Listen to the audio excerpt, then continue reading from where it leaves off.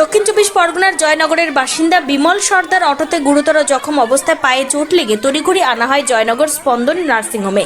100 report করে বসিয়ে রাখার অভিযোগ। রোগীকে কোনো ইঞ্জেকশন বা ওষুধ দেওয়া হয়নি। বসে থাকতে থাকতে রোগী মৃত্যুর কোলে ঢলে পড়ে। তারপর উত্তেজনা শুরু হয়। রোগীর পরিবার ভাঙচুর করে জয়নগর স্পন্দন নার্সিংহোম। অবশ্য ডাক্তারের পক্ষ থেকে জানানো হয় রোগীকে ভর্তি করা হয়নি। ডাক্তার দেখাতে এসেছিল। ডাক্তার আসে 3টের সময়।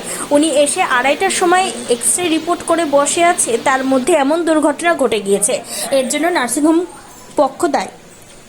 নার্সিংহোম কর্তৃপক্ষ দায়ী নয়।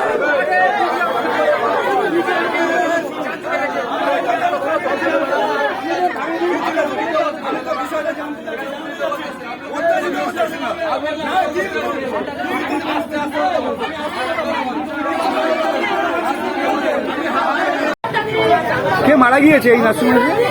এই নার্সিংহোমে আমার বাবা মারা গিয়েছে। কিভাবে? বিনা চিকিৎসা। আমার বাবার পায়ে ইনজুরি হয়েছে, নিয়ে আসলাম।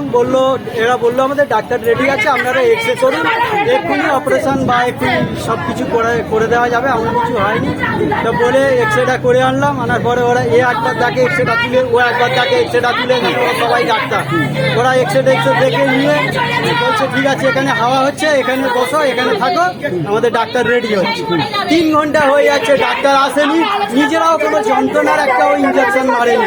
যে যন্ত্রণা হচ্ছে একটা ট্যাবলেট দিয়ে একটা ইঞ্জেকশন কিছু দেয়নি। সেই লোক যন্ত্রণায় কাতরাতে সেই লোক। বাবার কি হয়েছিল? বাবা অটোরে আস্তে আস্তে অটোর পায়ের উপরে পড়ে পাটা ভেঙে। কোথায় হয়েছিল এটা? এটা যতটা সম্ভব হয়েছে নিমপিটে। আচ্ছা। এখনো আমরা জানতে পারিনি, যতটা সম্ভব কখন হয়েছে? কখন ঘটেছে ওটা? এটা ঘটেছে 11টার সময়। এখানে কখন নিয়ে এসেছি? এখানে এনেছি তখন বাজে 12টায় 10 এখানে।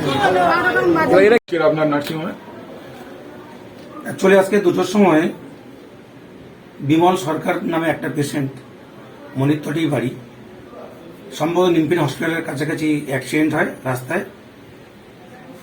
তারপর নিমপিন হসপিটাল থেকে প্রাইমারি ট্রিটমেন্ট নিয়ে এখানে আসে অর্থোপেডিক সার্জনের অপিনিয়ন নেওয়ার জন্য, এবং এক্সরে ছিল, যার ফিমার ফ্র্যাকচার ছিল এবং পেলভিসের হার্ট ফ্র্যাকচার ছিল, স্পাইন ইঞ্জুরি আছে একটা। তো অর্থোপেডিক সার্জন আজকে 3টেই টাইম, এখানে 2টো 10-15 নাগাদ পেশেন্ট আমাদের নার্সিংয়ের মধ্যে আসে। তারপর অর্থোপেডিক ডাক্তারের জন্য ওয়েট করছে। তার মধ্যে 10-15 মিনিটের মধ্যে পেশেন্ট একটা শ্বাসকষ্ট শুরু হয় এবং পেশেন্ট সঙ্গে সঙ্গে খারাপ হয়। এখানে আমাদের ডাক্তাররা সঙ্গে সঙ্গে তাকে প্রাইমারি ম্যানেজমেন্ট দেওয়ার জন্য আইসিইউতে তোলে এবং ভেন্টিলেশনও দেওয়া হয়, কিন্তু শেষ রক্ষা হয়নি, পেশেন্টটা এক্সপায়ার করে।